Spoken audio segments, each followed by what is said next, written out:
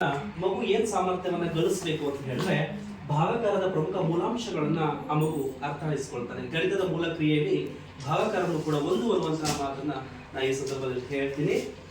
ಈಗ ಒಂದು ಭಾಗಕಾರದ ಪರಿಕಲ್ಪನೆಯನ್ನು ಮೂಡಿಸಬೇಕು ಅಂತಂದ್ರೆ ಯಾವುದೇ ಒಂದು ಚಟುವಟಿಕೆ ಅಥವಾ ಯಾವುದೇ ಒಂದು ಘಟಕಾಂಶವನ್ನ ನಾವು ಮಕ್ಕಳಿಗೆ ವಿವರಣೆ ಕೊಡಬೇಕು ಅಂತಂದ್ರೆ ಅದಕ್ಕೆ ತನ್ನದೇ ಆದಂತಹ ಮೆಥಡ್ ಇದೆ ಅಥವಾ ವಿಧಾನವಿದೆ. ಆ ಮೆಥಡ್ ಅನ್ನು ವಿಧಾನವನ್ನ ನಾವು 5 E's ಅಂತ ಕರಿತೀವಿ. 5 E's ಅಂದ್ರೆ ಏನು ಅಂದ್ರೆ ಎಂಗೇಜ್ ಅಂದ್ರೆ ಮಕ್ಕಳನ್ನು ತೊಡಗಿಸ್ಕೊಳ್ಬೇಕು, ಜೊತೆಗೆ ಶೋಧಿಸಬೇಕು ಅಂದ್ರೆ ಎಕ್ಸ್ಪ್ಲೋರ್ ಅನ್ವೇಷಿಸುವಂತದ್ದು, ಅಂದ್ರೆ ಎಕ್ಸ್ಪ್ಲಾನೇಷನ್ ಅಂದ್ರೆ ಮಕ್ಕಳಿಂದ ಅದನ್ನ ವಿವರಣೆಯನ್ನ ನಾವು ನೀಡಿದಾಗ ಮಕ್ಕಳಲ್ಲಿ ಇದೊಂದಿಷ್ಟು ಮನದಟ್ಟಾಗುತ್ತೆ. ಜೊತೆಗೆ ಎಲಾಬರೇಟ್ ಅಂದ್ರೆ ವಿಸ್ತಾರವಾದಂತಹ ಒಂದು ಜ್ಞಾನದ ಮಟ್ಟವನ್ನು ನಾವು ಅವರಲ್ಲಿ ಹೆಚ್ಚಿಸಬೇಕಾಗುತ್ತೆ.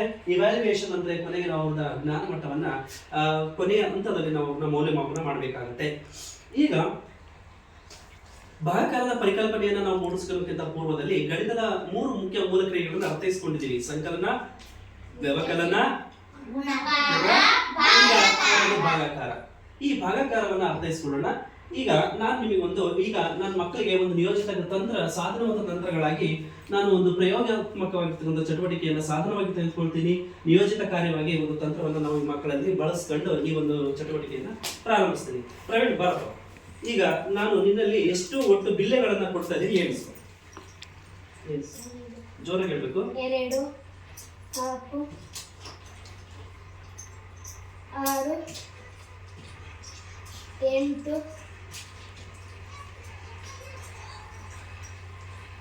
10 12. ಈಗ 12 ಈ 12 ಬಿಲ್ಲೆಗಳನ್ನ ನಿನ್ನ ಗೆಳೆಯರಿಗೆ ಅಥವಾ ನಿನ್ನ ಗೆಳತಿಯರಿಗೆ ಸಮಾನವಾಗಿ 4 ಜನಕ್ಕೆ ಕೊಡಬೇಕು. ಕೊಡು.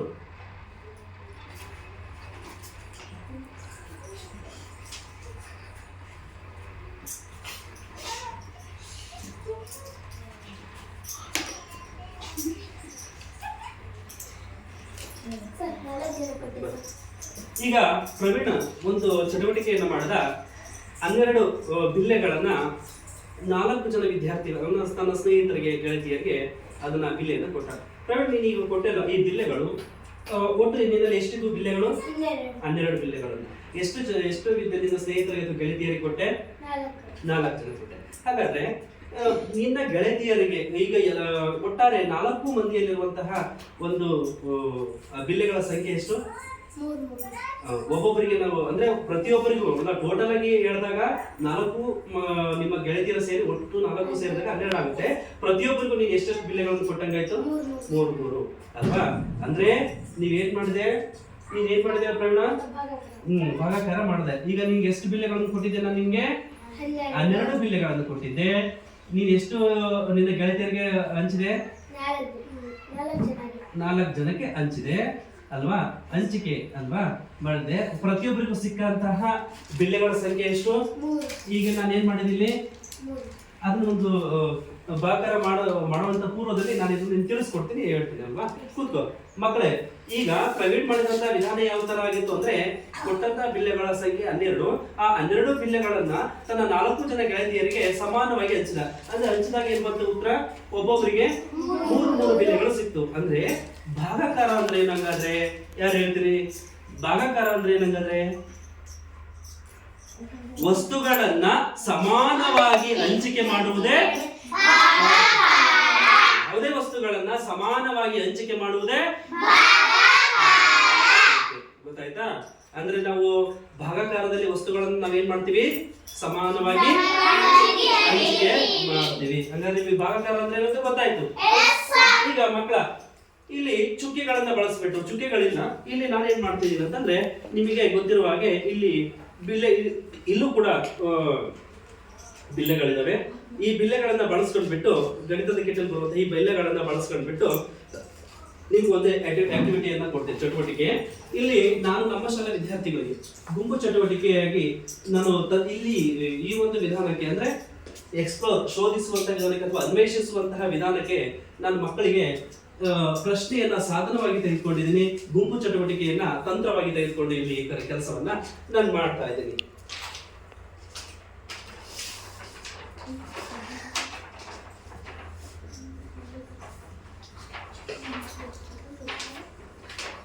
ಇಲ್ಲಿ ಎಷ್ಟು ಚುಕ್ಕೆಗಳಿದಾವೆ? ಮಕ್ಕಳು ಭಾಗಕರದ ಟೇಲ್ ಇಲ್ಲಿ ಎಷ್ಟು ಚುಕ್ಕೆಗಳಿದಾವೆ? ಈ 16 ಚುಕ್ಕೆಗಳನ್ನ ನಾವೇನ್ ಮಾಡ್ಬೇಕಾಗಿದೆ? ಈಗ ಏನ್ ಮಾಡ್ಬೇಕಾಗಿದೆ? ಇಲ್ಲಿ ಭಾಗಕಾರ ಅಂದ್ರೆ ಏನ್ ಮಾಡ್ಬೇಕು? ಭಾಗಕಾರ. ಈಗ 16 ಚುಕ್ಕೆಗಳನ್ನ ಏನ್ ಮಾಡ್ಬೇಕಾಗಿದೆ? ನಾವೀಗ ಸಮವಾಗಿ ಹಂಚಬೇಕು. ಸಮವಾಗಿ ಹಂಚಿದಾಗ ಎಷ್ಟು ಸಮಭಾಗಗಳನ್ನ ನಾವು ಮಾಡ್ಬೋದು? ಇದರಲ್ಲಿ 4 ಸಮಭಾಗವನ್ನ ಮಾಡ್ಬೋದು. 4 ಸಮಭಾಗ ಮಾಡಿದ್ರೆ ಎಷ್ಟು ಭಾಗಗಳಾಗ್ತವೆ ಅಲ್ವಾ? 4 ಸಮಭಾಗ ಮಾಡಿದ್ರೆ 4 ಆಗ್ತವೆ. ಇಲ್ಲಿ ಒಟ್ಟು ಎಷ್ಟಿದಾವೆ? ನಿಮಗೆ ಇಲ್ಲಿ ಕೊಟ್ಟಿರುವಂತಹ ಚುಕ್ಕೆಗಳ ಸಂಖ್ಯೆ ಎಷ್ಟಿದೆ? 16 ಅಂತಂದಾಗ ಇನ್ನೂ ಕಮ್ಮಿ ಮಾಡ್ಕೋಬಹುದಲ್ವಾ? ಭಾಗಗಳ ಸಂಖ್ಯೆ ಎಷ್ಟೆಷ್ಟು ಭಾಗ ಮಾಡ್ಕೋಬಹುದು? ಒಂದು ಭಾಗದಲ್ಲಿ ಎಷ್ಟಿರುತ್ತೆ, ಇನ್ನೊಂದು ಭಾಗದಲ್ಲಿ ಎಷ್ಟಿರುತ್ತೆ? 18 ಅಂದ್ರೆ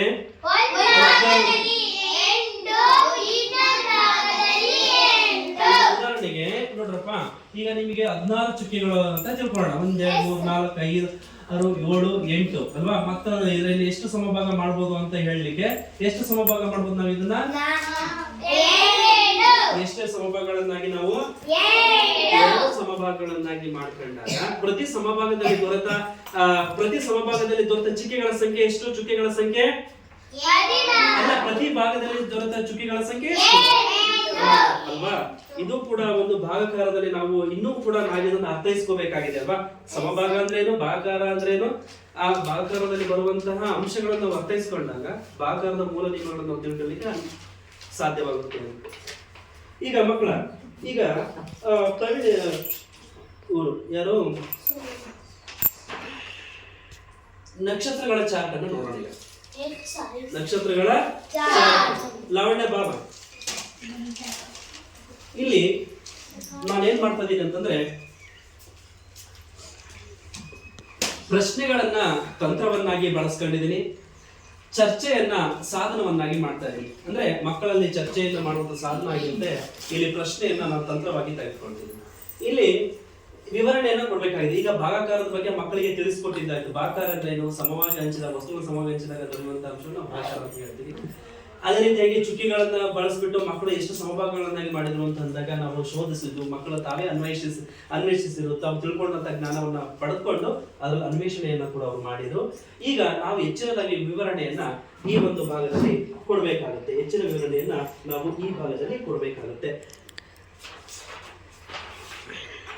ಈಗ ಇಲ್ಲಿ ವಿವರಣೆ ಕೊಡುವಂತ ಸಂದರ್ಭದಲ್ಲಿ ನಾವು ಗುಣಾಕಾರಕ್ಕೂ ಭಾಗಾಕಾರಕ್ಕೂ ಇರುವ ಸಂಬಂಧವನ್ನ ಮಕ್ಕಳು ಅರ್ಥೈಸ್ಕೋಬೇಕು. ಗುಣಾಕಾರಕ್ಕೂ ಭಾಗಾಕಾರಕ್ಕೂ ಇರುವ ಅಂಶವನ್ನ ನೀವು ತಿಳ್ಕೋಬೇಕಾಗುತ್ತೆ ಮಕ್ಕಳ, ಅಲ್ವಾ? ಇಲ್ಲಿ ಒಟ್ಟು ಎಷ್ಟು ನಕ್ಷತ್ರಗಳಿದಾವೆ ಎಣಿಸು ಲಾವಣ್ಯ? 1 2 3 4 5 6 7 8 9 10 11 12 13 14 15 16 17 18 19 20. ಎಷ್ಟಿದಾವೆ? 20. ಪ್ರತಿ ಅಡ್ಡ ಸಾಲಿನಲ್ಲಿ ಇರುವಂತಹ ನಕ್ಷತ್ರಗಳ ಸಂಖ್ಯೆ ಎಷ್ಟು? ಪ್ರತಿ ಅಡ್ಡ ಸಾಲಿನಲ್ಲಿ ಎಷ್ಟಿದಾವೆ? 5. ಪ್ರತಿ ಅಡ್ಡ ಸಾಲಿನಲ್ಲಿ ಎಷ್ಟಿದಾವೆ? 5 ಏನಿದಾವೆ? ಒಟ್ಟು ಎಷ್ಟು ಅಡ್ಡ ಸಾಲುಗಳಿದಾವೆ? 1 ಅಡ್ಡ ಸಾಲು, ಓಕೆ, 2 ಅಡ್ಡ ಸಾಲು, 3 ಅಡ್ಡ ಸಾಲು, 4 ಅಡ್ಡ ಸಾಲು ಅಲ್ವಾ? ಒಂದು ಏನಾಯ್ತು ನೀವು ಅರ್ಥ ಮಾಡ್ಕೊಳ್ಳಿ. 1 ಅಡ್ಡ ಸಾಲಿನಲ್ಲಿರುವ ನಕ್ಷತ್ರಗಳ ಸಂಖ್ಯೆ ಎಷ್ಟು? 5. ಒಟ್ಟು ಎಷ್ಟು ಅಡ್ಡ ಸಾಲುಗಳಿದಾವೆ? ಈಗ ನಾನು ಯಾವ ಚಿಹ್ನೆ ಹಾಕೊಂಡು ಮಾಡ್ಬೇಕಾಗಿದೆ? ಟೋಟಲ್ ಈಗ ಟೋಟಲ್ ಹಂಗೆ ಏನ್ ಮಾಡಿದ್ರು, ಕೌಂಟ್ ಮಾಡಿ ಹೇಳಿದ್ರು. ಗುಣಾಕಾರ ಅಂದ್ರೆ ಏನು? ಸಂಕಲನ ಮತ್ತು ಗುಣಾಕಾರ, ಅಲ್ಲಿ ಬರುವಂತ ಮೊತ್ತಗಳು ನಾವು ಇಲ್ಲಿ ಏನ್ ಮಾಡ್ತೀವಿ? ನಾವು ಕೂಡ್ತೀವಿ ಅಲ್ವಾ? ಹಂಗಾದ್ರೆ ಇಲ್ಲಿ ಏನ್ ಮಾಡಿ, ಈಗ ಪ್ರತಿ ಅಡ್ಡ ಸಾಲಿನಲ್ಲಿರುವಂತಹ ನಕ್ಷತ್ರಗಳ ಸಂಖ್ಯೆ ಎಷ್ಟು? 5. ಒಟ್ಟು ಎಷ್ಟು ಅಡ್ಡ ಸಾಲುಗಳಿದಾವೆ? ಟೋಟಲ್ ಎಷ್ಟು ನಕ್ಷತ್ರಗಳಿದಾವೆ? 20. ನೀನೇ ಬಂದ್ಬಿಡು. ಇದನ್ನ ನಾವು ಗುಣಾಕಾರದ ನಿಜಾಂಶ ಅಂತ ಕರಿತೀವಿ. ಇದನ್ನೇನಂತ ಕರಿತೀವಿ? ಆದ್ರೆ ಗುಣಾಕಾರ ಭಾಗಾಕಾರಕ್ಕೂ ಕೂಡ ಏನಾಗಿದೆ? ಸಮ್ಮಿಲಿತಗೊಂಡಿದೆ. ಸಮ್ಮಿಲಿತ ಅಂದ್ರೆ ಒಂದಕ್ಕೊಂದು ಸಂಬಂಧವನ್ನ ಹೊಂದಿದೆ. ಈಗ ಉದಾಹರಣೆಗೆ ನಮಗೆ ಉತ್ತರ ಮಾಡಿದಾಗ 5 4 20 ಅಂತ ಬಂದ್ರೆ ಟೋಟಲ್ ನಮಗೆ ಗೊತ್ತಾಯ್ತು ನಕ್ಷತ್ರಗಳ ಸಂಖ್ಯೆ ಎಷ್ಟಾಯ್ತು? 20 ಇದಾವೆ ಅಂತ ಗೊತ್ತಾಯ್ತು ಅಲ್ವಾ? ಈ 20 ಅನ್ನ ಈ ಉತ್ತರ 20 ಬಂದಿದೆ ತಾನೆ. ಇದು ಗುಣಾಕಾರದ ನಿಜಾಂಶ. ಇದು ನಾವೇನಂತ ಕರಿತೀವಿ? ಗುಣಾಕಾರದ ನಿಜಾಂಶ. ಮತ್ತೀಗ ಭಾಗಾಕಾರದ ನಿಜಾಂಶ ಮಾಡ್ಬೇಕು ಅಂದ್ರೆ ನಾವೇನ್ ಮಾಡ್ಬೇಕಾಗಿದೆ? ಈಗ ಒಟ್ಟು ನಕ್ಷತ್ರಗಳ ಸಂಖ್ಯೆ ಎಷ್ಟಿದೆ? ಒಟ್ಟು ನಕ್ಷತ್ರಗಳ ಸಂಖ್ಯೆ ಎಷ್ಟು? ಡಿವೈಡೆಡ್ ಬೈ ಭಾಗಾಕಾರದ ಪ್ರತಿ ಅಡ್ಡ ಸಾಲಿನಲ್ಲಿರುವಂತಹ ಒಟ್ಟು ನಕ್ಷತ್ರಗಳ ಸಂಖ್ಯೆ ಎಷ್ಟು? ಪ್ರತಿ ಅಡ್ಡ ಸಾಲಿನಲ್ಲಿ ಎಷ್ಟಿದಾವೆ? 5. ಇದನ್ನ ಯಾರು ಮಾಡ್ತೀರಾ?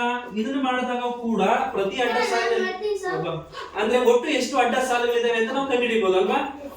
ಒಟ್ಟು ಅಡ್ಡ ಸಾಲುಗಳು ಕಂಡುಹಿಡಿ ಪ್ರಯೋಗ ಇಲ್ಲ ಅಥವಾ ಏನಾಗಲ್ಲ.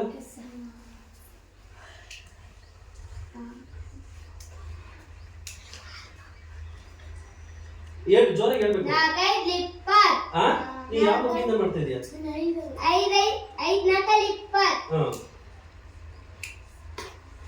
0 ಹಾಗಾದ್ರೆ ಪ್ರವೀಣ್ 5 ನಕ್ಷತ್ರಗಳು ಪ್ರತಿ ಅಡ್ಡ ಸಾಲಿನಲ್ಲಿರುವ 5 ನಕ್ಷತ್ರಗಳನ್ನ 5 ನಕ್ಷತ್ರಗಳು ಒಟ್ಟು ಎಷ್ಟು ಅಡ್ಡ ಸಾಲುಗಳು ಅಂತ ಬಂತು ನಿಮ್ಗೆ ಉತ್ತರ? 4. ಇಲ್ಲಿ ಬರೀ 4. ಎಲ್ಲ ಕ್ಲಾಪ್ಸ್ ಹಾಕಿ ಅವ್ರಿಗೆ. ಒಂದು ಕ್ಲಾಪ್ಸ್ ಹಾಕಿ. ಯಾಕೆಂದ್ರೆ ಅವಳು ಗುಣಾಕಾರದ ನಿಜಾಂಶವನ್ನು ತಿಳಿಸ್ಕೊಟ್ಲು, ಇವನು ಭಾಗಾಕಾರದ ನಿಜಾಂಶವನ್ನ ತಿಳಿಸ್ಕೊಟ್ಟ. ಇದನ್ನ ಭಾಗಾಕಾರದ ನಿಜಾಂಶ ಅಂತ ಕರಿತೀವಿ. ಕೂತ್ಕೋಬಹುದು.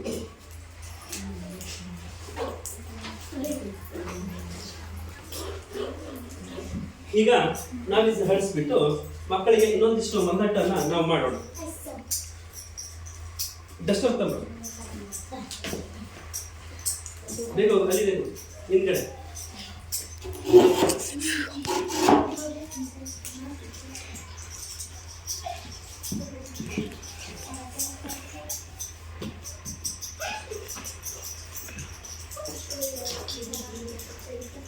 ಇಲ್ಲಿ ಗುಣಾಕಾರದ ನಿಜಾಂಶವನ್ನ ಅರಿತುಕೊಳ್ರಿ ಅಲ್ವಾ? ಎಷ್ಟು ಬಂತು?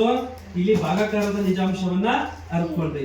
ಅಂದ್ರೆ ಪ್ರತಿ ಅಡ್ಡ ಸಾಲಿನಲ್ಲಿರುವಂತಹದ್ದು ಎಷ್ಟು? ಅಲ್ಲ, ಪ್ರತಿ ಅಡ್ಡ ಸಾಲಿನಲ್ಲಿ ಎಷ್ಟಿದಾವೆ? ಎಷ್ಟು ಅಡ್ಡ ಸಾಲುಗಳಿದಾವೆ? 20. ಹಂಗಾರೆ ಒಟ್ಟಾರೆ ಇರುವಂತಹ ನಕ್ಷತ್ರಗಳ ಸಂಖ್ಯೆ ಎಷ್ಟು? 20. ಹಾಗಾದ್ರೆ ಪ್ರತಿ ಅಡ್ಡ ಸಾಲಿನಲ್ಲಿರುವಂತಹ ನಕ್ಷತ್ರಗಳ ಸಂಖ್ಯೆ ಎಷ್ಟು? 5. ಅಂದ್ರೆ 5ರಿಂದ ನಾವು 20 ಭಾಗಿಸಿದಾಗ ಉತ್ತರ ಎಷ್ಟು ಬರುತ್ತೆ? ಎಷ್ಟು? 5. ಗುಣಾಕಾರ ಮತ್ತು ಭಾಗಾಕಾರದಲ್ಲಿರುವಂತಹ ನಿಜಾಂಶವನ್ನು ನಾವು ಅರ್ಥ ಮಾಡ್ಕೊಂಡ್ವಿ ಅಲ್ವಾ ಮಕ್ಕಳ? ಈಗ ನಿಮಗೆ ಭಾಗಾಕಾರದ ಚಾರ್ಟ್ ಅನ್ನ ಬಳಸ್ಕೊಳ್ತೀನಿ. ಏನ್ ಮಾಡ್ಕೊಳ್ತೀನಿ? ಈಗ ಭಾಗಾಕಾರದ ಚಾರ್ಟ್ ಅನ್ನ ಬಳಸ್ತೀನಿ.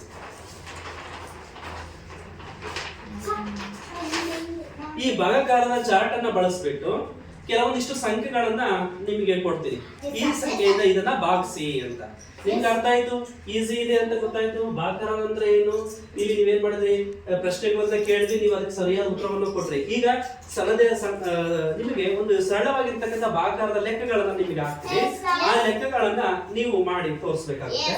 ಈಗ ಇನ್ನೂ ಕೂಡ ನೀವು ಏನ್ ಮಾಡ್ಕೋಬಹುದು? ಇದನ್ನ ಈ ಒಂದು ಹಂತದಲ್ಲಿ ನಾವು ಮಕ್ಕಳಿಗೆ ಭಾಗಾಕಾರವನ್ನ ವಿಸ್ತಾರವಾಗಿ ತಿಳಿಸಿಕೊಡುವಂತಹ ಒಂದು ಕಲಿಕೆಯನ್ನು ನಾವಿಲ್ಲಿ ಮಾಡ್ಬೇಕಾಗುತ್ತೆ.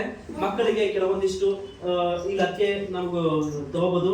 ಇಲ್ಲಿ ಪ್ರಶ್ನಾವಳಿ ಕಾರ್ಡ್ಗಳನ್ನು ನಾವು ಬಳಸ್ಕೋಬಹುದು ಸಾಧನವಾಗಿ. ಮತ್ತೆ ಮನೆ ಕೆಲಸವನ್ನ ನಾವು ತಂತ್ರವನ್ನಾಗಿ ಬಳಸ್ಕೋಬಹುದು. ಜೊತೆಗೆ ಇಲ್ಲಿ ಪ್ರಶ್ನೆಗಳು ಅಂತ ಬಂದಾಗ ನನ್ನ ಅಭ್ಯಾಸದಲ್ಲಿರುವಂತಹ ಕೆಲವೊಂದು ಟೆಕ್ಸ್ಟ್ ಬುಕ್ ನಲ್ಲಿರುವಂತಹ ಅಭ್ಯಾಸದ ಲೆಕ್ಕಗಳನ್ನ ಕೂಡ ಮಕ್ಕಳಿಗೆ ಬಳಸ್ಬಿಟ್ಟು ಈ ಭಾಗಾಕಾರದ ಪರಿಕಲ್ಪನೆಯನ್ನ ಇನ್ನೂ ಕೂಡ ನಾವು ಅವರಿಗೆ ಮನದಟ್ಟು ಮಾಡೋಣ. ಈಗ ಭಾಗಾಕಾರದ ಮನದಟ್ಟು ಮಾಡೋಕ್ಕಿಂತ ಪೂರ್ವದಲ್ಲಿ ನಾವು ಭಾಗಾಕಾರದಲ್ಲಿರುವಂತಹ ಅಂಶಗಳ ಬಗ್ಗೆ ನಾವು ತಿಳ್ಕೊಳ್ಳೋಣ ಅಲ್ವಾ? ಈಗ ನಾನು ಒಂದು ಲೆಕ್ಕವನ್ನ ಹಾಕ್ತೀನಿ.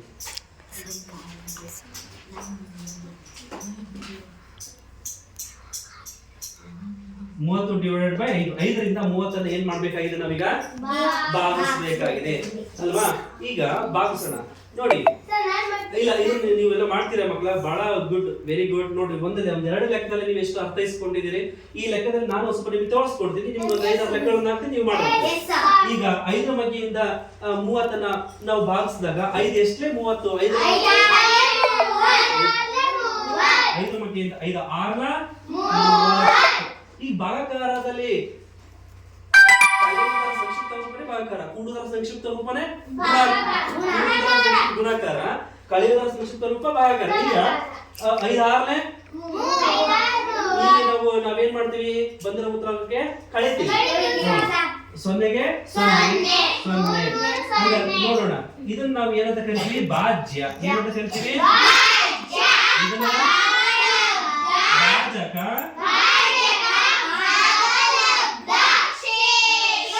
Very good. ಇದನ್ನ ನಾವು ಏನಂತ ಕರಿತೀವಿ? ಶೇಷ ಅಂತ ಕರಿತೀವಿ. ಇಲ್ಲಿ ಶೇಷ ಏನಾದ್ರೂ ಉಳಿತಾ? ಅಂದ್ರೆ ನಿಶೇಷವಾಗಿ ಭಾಗವಾಗಿದೆ.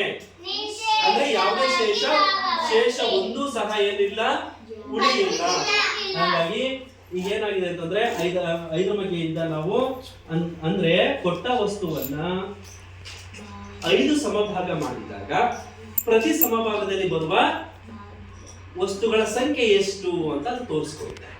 ಒಂದು ವಸ್ತುವನ್ನ 5 ಒಂದು 30 ಯಾವುದೋ ವಸ್ತುಗಳಿದಾವೆ ಅಂತ ಅನ್ಕೊಳ್ಳೋಣ.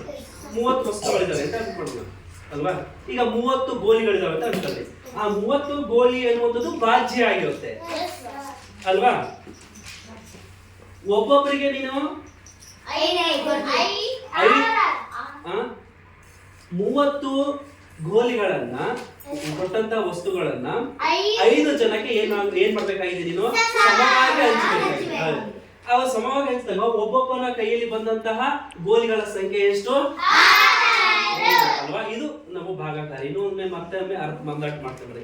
ಈಗ ಮಕ್ಕಳ ಈ ಭಾಗಾಕಾರ ಚಾರ್ಟ್ ಅನ್ನು ಬಳಸಿಬಿಟ್ಟು ನಾನು ನಿಮಗೆ ಒಂದೆರಡು ಲೆಕ್ಕಗಳನ್ನ ನೀವು ಬೋರ್ಡ್ ಮೇಲೆ ಬಂದು ಮಾಡ್ಬೇಕಾಗುತ್ತೆ.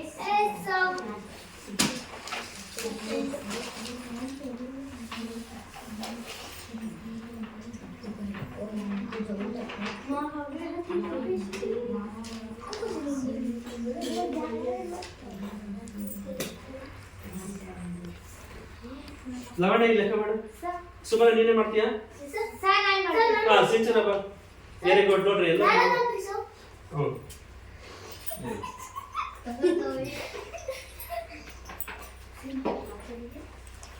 ಹೇಳ್ಬೇಕು. 4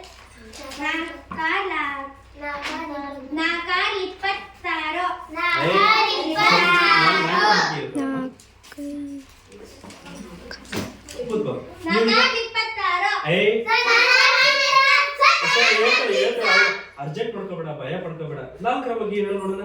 4 4 4 4 2 8 4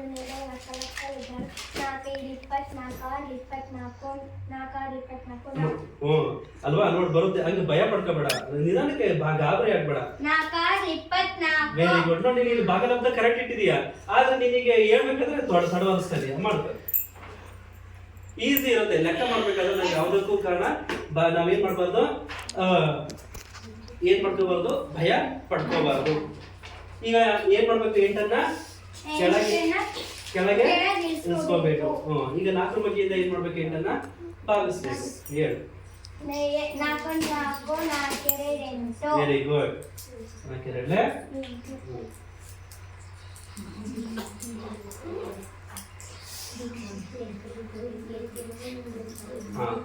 4 ಸಿಂಚನ ಮಾಡಿದ ಉತ್ತರ ಸರಿ ಇದೆಯಾ ತಪ್ಪಿದೀನಾ? ಸಿಂಚನ ಭಾಗಲಬ್ಧ ಎಷ್ಟು ಬಂತು? Very good. ಭಾಗಲಬ್ಧ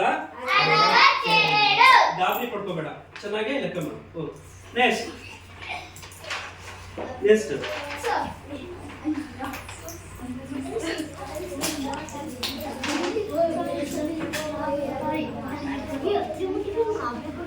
ಈಗ ನೆಕ್ಸ್ಟ್ ಯಾರು ಮಾಡ್ತಾರೆ ಲೆಕ್ಕನ?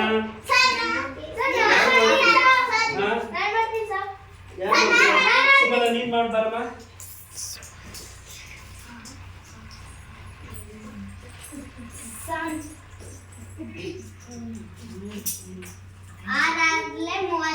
Very good. ನೋಡ್ರಿ ಎಷ್ಟು ಬೇಗ ಅವಳು ಕ್ಯಾಚ್ ಮಾಡಿದ್ಲು ಅಲ್ವಾ? ಭಾಗ ಈಸಿ ಇದೆನಾ ಕಷ್ಟ ಇದೆನಾ?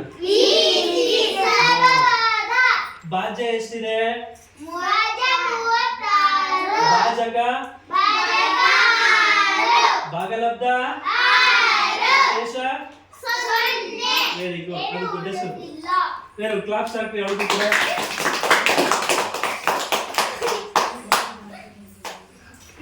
ರವಿ ನೀನ್ ಬರಪ್ಪ.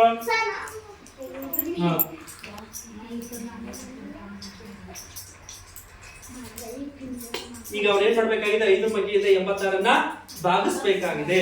5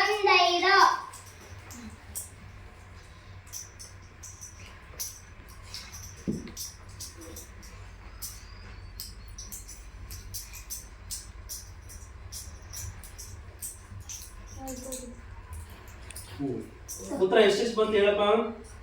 ಉತ್ತರ 17 ಸರ್. ಶೇಷ ಏನು ಉಳಿತಾ? ಶೇಷ ಬಂದು ಉಳಿತು. ನೋಡ್ರಿ ಅವ್ನು ಮಾಡ್ಬೇಕಾದ್ರೆ 5 ಯಾಕಂದ್ರೆ ಇನ್ನೂ ಮಾಡಿದ್ರೆ ಅವ್ನು ನೋಡ್ರಿ ಇನ್ನೂ ಮಾಡ್ತಾನಂತೆ. ಮಾಡ್ಕೊ ಬಿಂದು ಇಡ್ಬೇಕು ಸರ್. 0 ಆದ್ರೆ 0 ಬರುತ್ತೆ. 5 10. ಓಕೆ, ಕ್ಲಾಪ್ಸ್ ಹಾಕ್ರಿ ಅವನಿಗೆ. ನಾವಿಲ್ಲಿ ಬಿಂದು ದಶಮಾಂಶ ಬಿಂದು ಇಟ್ಟಾಗ ನಾವು ಶೇಷದಲ್ಲೂ ಕೂಡ ನಾವೇನ್ ಮಾಡ್ಕೊಬಹುದು? ವಿಶೇಷವಾಗಿ ನಾವು ವಿಶೇಷವಾಗಿ ಮಾಡ್ಲೇಬೇಕು ಅಂತಂದ್ರೆ ಈ ರೀತಿ ಮಾಡ್ಕೋಬಹುದು. 5ಕ್ಕಿಂತ ಕಡಿಮೆ ಸಂಖ್ಯೆ ಆಗಿರೋದ್ರಿಂದ ವಿಶೇಷ ನಾವೇನ್ ಮಾಡ್ಬೋದು ಅದಕ್ಕೆ ನಿಲ್ಲಿಸಬಹುದು. ವೆರಿ ಗುಡ್, ಅವನು ಇನ್ನು ಮುಂದುವರೆದ ಅಂತ ಮಾಡಿದ್ದಾನೆ. ವೆರಿ ಗುಡ್, ಕ್ಲಾಪ್ಸ್ ಹಾಕಿ. ಇದೇ ರೀತಿಯಾಗಿ ನಾವು ಮತ್ತೇನ್ ಮಾಡ್ತೀವಿ ಅಂತ ಹೇಳಿದ್ರೆ, ಮಕ್ಕಳಿಗೆ ಈ ರೀತಿಯಾಗಿ ಭಾಗಾಕಾರವಾದ ವಿಸ್ತಾರವಾದ ಪರಿಕಲ್ಪನೆಯನ್ನ ಮಕ್ಕಳಿಗೆ ಮೂಡಿಸ್ತಾ ಹೋಗ್ತೀವಿ. ಪ್ರತಿಯೊಂದು ಮಕ್ಕಳು ಕೂಡ ಬಂದು ಇಲ್ಲಿ ಲೆಕ್ಕವನ್ನು ಮಾಡ್ತಾ ಹೋಗ್ತಾರೆ. ಈಗ ನೋಡ್ರಿ, ಮಕ್ಕಳಲ್ಲಿ ಎಷ್ಟು ಆಸಕ್ತಿ ಅಂತ ಹೇಳಿದ್ರೆ, ಇನ್ನು ನಮ್ಮ ಶಾಲೆ ವಿದ್ಯಾರ್ಥಿನಿ ನಾನ್ ಮಾಡ್ತೀನಿ ಸರ್, ನನಗೊಂದು ಹಾಕ್ರಿ ಅಂತ ಮಕ್ಕಳನ್ನ ಆಸಕ್ತಿ ಕೆರಳಿಸುವಂತ ಕೆಲಸವನ್ನು ಮಾಡ್ಬೇಕಾಗುತ್ತೆ. ಬಾರಮ್ಮ, ನೀನೊಂದು ಲೆಕ್ಕ ಮಾಡು.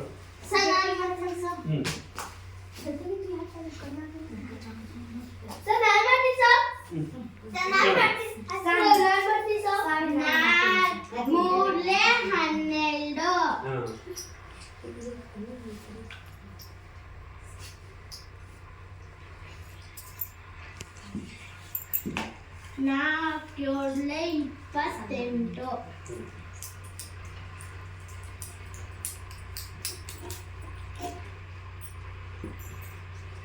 ಕ್ಲಾಪ್ಸ್ ಹಾಕಿ. ಸರಿ ತಪ್ಪ? Very good. ಈಗ ನಮ್ಮ ಮಕ್ಕಳಲ್ಲಿ ಪ್ರಶ್ನಾವಳಿ ಕಾರ್ಡ್ ಅನ್ನ ನಾನು ಚಾರ್ಟ್ ಆಗಿ ಬಳಸ್ಕೊಂಡಿದ್ದೆ. ಇಲ್ಲಿ ಈಗ ಪ್ರಶ್ನಾವಳಿ ಕಾರ್ಡ್ ಅನ್ನ ನಾವ್ ಏನ್ ಮಾಡಿದ್ವಿ? ಚಾರ್ಟ್ ಆಗಿ ಬಳಸ್ಕೊಂಡಿದ್ವಿ.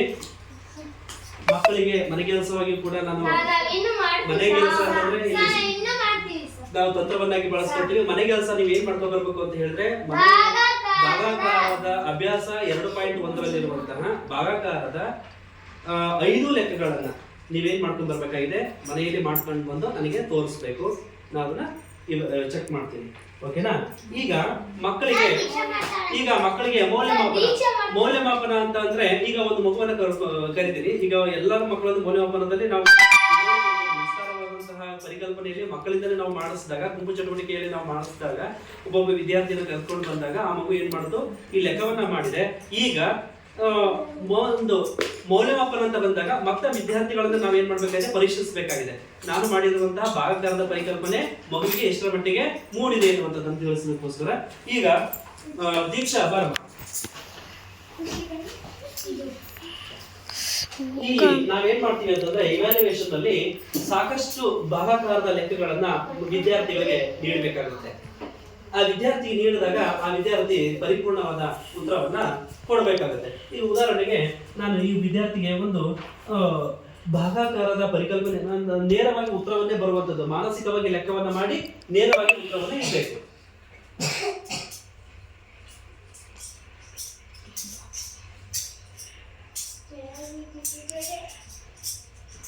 ಭಾಗವತ ಎಷ್ಟು ಬರುತ್ತೆ? ಮಾನಸಿಕವಾಗಿ ಮಾಡ್ಬೇಕು. ನೀನ್ ಮಾಡ್ತೀಯಾ?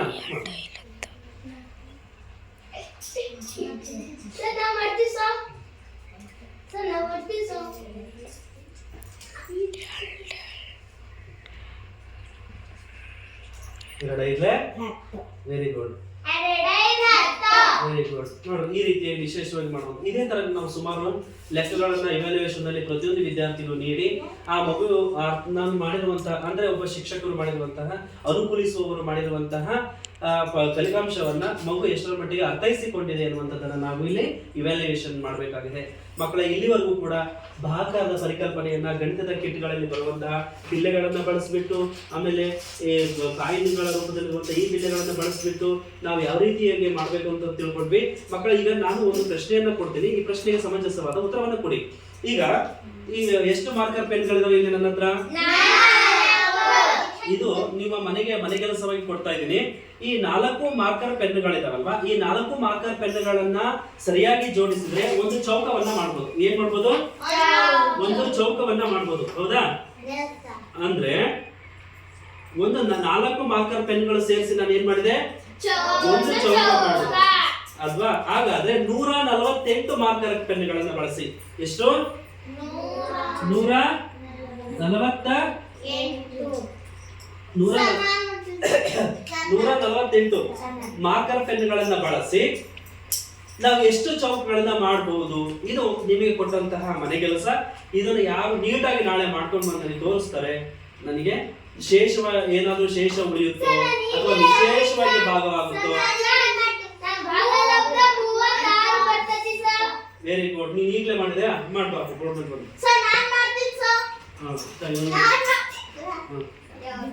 ಇದು ಅಳಿಸ್ಬಿಟ್ಟು ಮಾಡು.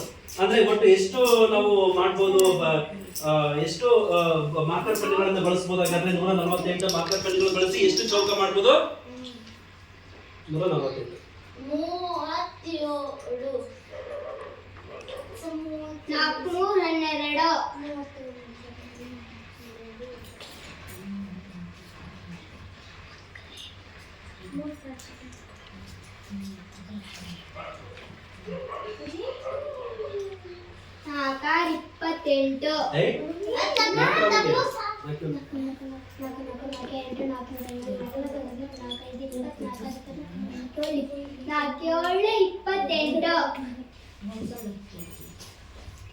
ಕನ್ಫ್ಯೂಷನ್ ಮಾಡ್ಕೋಬಾರ್ದು, ಅವಸರ ಮಾಡ್ಕೋಬೇಡ, ನಿಧಾನಕ್ಕೆ ಬಿಡು, ಲೆಕ್ಕಾಚಾರ ಮಾಡ್ಕೊ. ಅಂದ್ರೆ 148 ನಾವು ಮಾರ್ಕರ್ ಪೆನ್ಗಳನ್ನ ಬಳಸಿ ಎಷ್ಟು ಚೌಕಗಳನ್ನ ಮಾಡ್ಬೋದು? 4 ಮಾರ್ಕರ್ ಪೆನ್ಗಳ ಒಂದು ಚೌಕ ಹಾಕ್ಬೇಕು ಅಂದ್ರೆ ಎಷ್ಟು ಮಾರ್ಕರ್ ಪೆನ್ಗಳು ಬೇಕು? ಹಾಗಾದ್ರೆ 148 ನಾನು ಮಾರ್ಕರ್ ಪೆನ್ಗಳನ್ನ ಬಳಸಿ ಎಷ್ಟು ಚೌಕಗಳನ್ನ ಮಾಡ್ಬೋದು? ಹಾಗಾದ್ರೆ ಭಾಗಾಕಾರ ನಿಮಗೆ ತುಂಬಾ ಈಸಿ ಇದೆಯಾ, ಕಷ್ಟ ಇದೆಯಾ? Very good. ಸುಲಭವಾದಂತಹ ಒಂದು ವಿಧಾನ. ಗಣಿತದ ಮೂಲ ಕ್ರಿಯೆಗಳಲ್ಲಿ ಭಾಗಾಕಾರನು ಕೂಡ ಒಂದು. ನಮ್ಮ ಶಾಲೆಯ ಎಲ್ಲಾ ವಿದ್ಯಾರ್ಥಿಗಳು ತುಂಬಾ ಅಚ್ಚುಕಟ್ಟಾಗಿ ಈ ಗಣಿತ ಕಿಟ್ಗಳನ್ನ ಬಳಸಿ ಮತ್ತು ಕೆಲವೊಂದು TLM ಗಳನ್ನ ಬಳಸಿ ಮಕ್ಕಳಿಗೆ ತಿಳಿಸಿಕೊಟ್ಟು ಈ ಪ್ರತಿಯೊಂದು ಮಗುವಿನೂ ಕೂಡ ಈ ಒಂದು ಚಟುವಟಿಕೆಯಲ್ಲಿ ತೊಡಗಿಸಿಕೊಂಡು ನಾವೇನ್ ಮಾಡಿದ್ವಿ, ಈ ಭಾಗಾಕಾರದ ಪರಿಕಲ್ಪನೆಯನ್ನು ವಿದ್ಯಾರ್ಥಿಗಳಿಗೆ ಮೂಡಿಸಿದ್ವಿ. ನೀವು ಕೂಡ ನಿಮ್ಮ ತರಗತಿಗಳಲ್ಲಿ ಇದೇ ರೀತಿಯಾಗಿ ಅಥವಾ ಇನ್ನೂ ಹೆಚ್ಚಿನದಾಗಿ ನೀವೆಲ್ಲರೂ ಕೂಡ ನೀವು ಮಾಡ್ತೀರಂತ ನಾನು ಭಾವಿಸ್ಕೊಂಡು ಈ ಒಂದು ಗಣಿತದ ಮೂಲ ಕ್ರಿಯೆಗಳಲ್ಲಿ ಒಂದಾದ ಭಾಗಾಕಾರದ ಪರಿಕಲ್ಪನೆಯನ್ನ ನಾನು ಇವತ್ತಿನ ಈ ಒಂದು ಸಂದರ್ಭದಲ್ಲಿ ಭಾಗವನ್ನು ಮುಗಿಸ್ತಾ ಇದ್ದೀನಿ. ಎಲ್ಲರಿಗೂ ಧನ್ಯವಾದಗಳು.